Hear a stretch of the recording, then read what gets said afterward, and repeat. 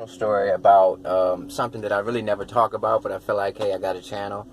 People need to get to know me. People need to understand why I speak on the issues that I speak about. Why am I so into the youth and gang violence, all right? I lost a cousin. He was 16 years old. His name was Ricky Burton. That was my first tattoo I ever got. Rest in peace, Ricky. He got shot in the head, and the bullet cracked his skull. He was 16 years old. He had only been 16 for about a month. He had a job at Wendy's. He worked a late shift, so he used to get off really, really late at night. I never liked that. Didn't like that because he lived in the hood. He lived in Section 8. He lived in the projects. You know, it's not really the projects, but it's Section 8. It's in the county. It's in the county. It's not like in the inner city like where I'm at now. It's in the county, but it's Section 8 still.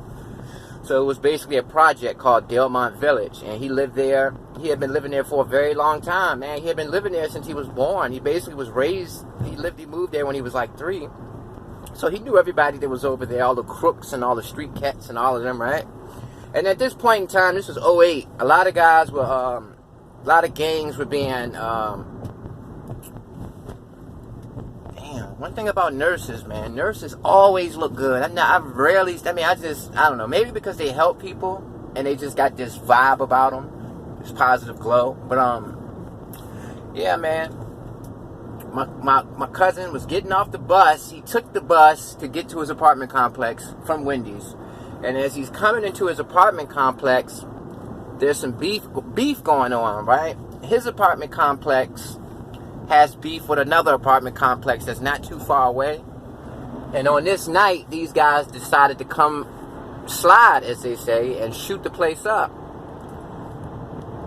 So it's just timing. Timing is everything, man. My cousin I met, he gets off the bus, and he's walking through his apartment building. And this is one of those buildings where it's like, you go inside, it's a staircase, and it has the doors like A, B, C, if you know what I'm talking about. The steel steps, if you ever been in a hood.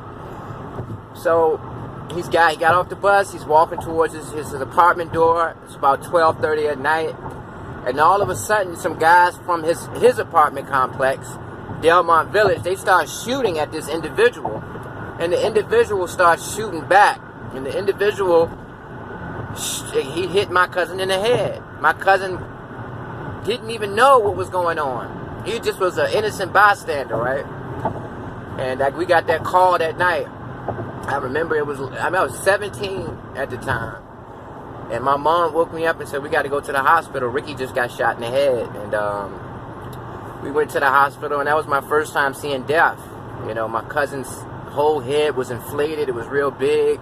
Had all these tubes hooked up to him, and the doctor was explaining to us that his skull had cracked. The bullet had penetrated his skull, and it cracked his entire skull, and he had no way to survive. And my cousin had real long hair. He had a ponytail, and it was all bloody, and that traumatized me, man, because that was my cousin, and we grew up together, and it's deep, man. It's deep. But, see, I don't even talk about this, but I was 17, and I got an older brother, and I got some older male family members who were into the streets. I got another family member who's doing life in prison right now for murdering the guy that murdered my cousin. He was found mutilated.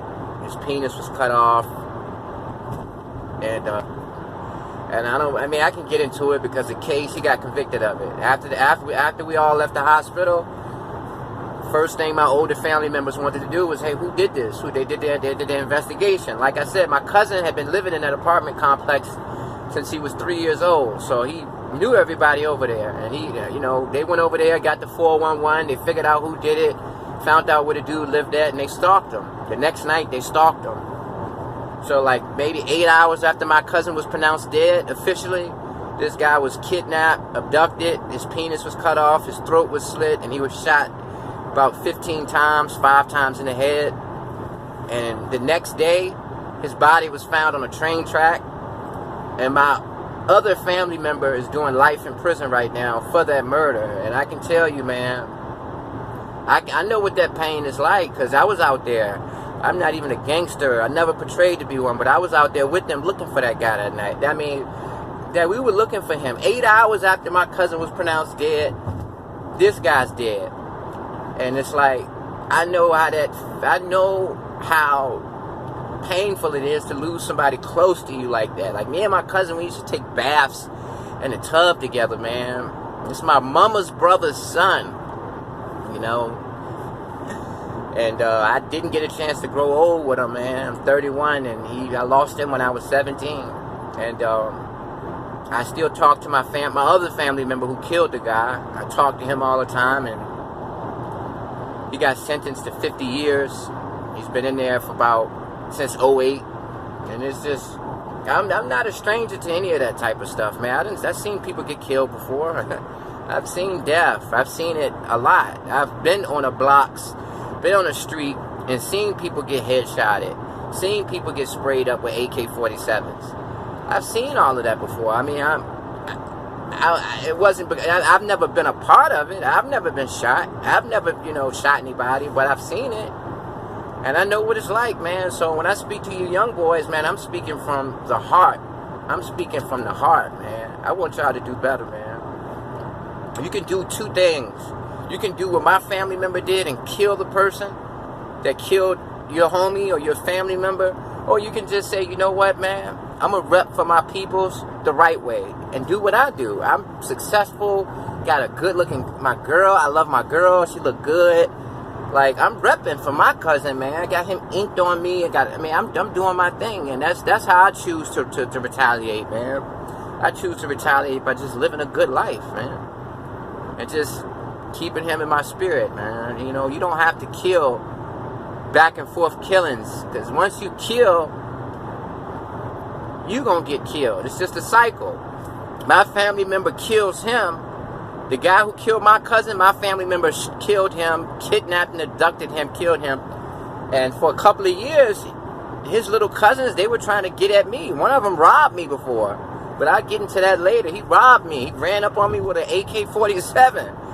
Ran up on me with an AK and took everything I had. Back then, I was selling weed. I had like a pound of weed on me.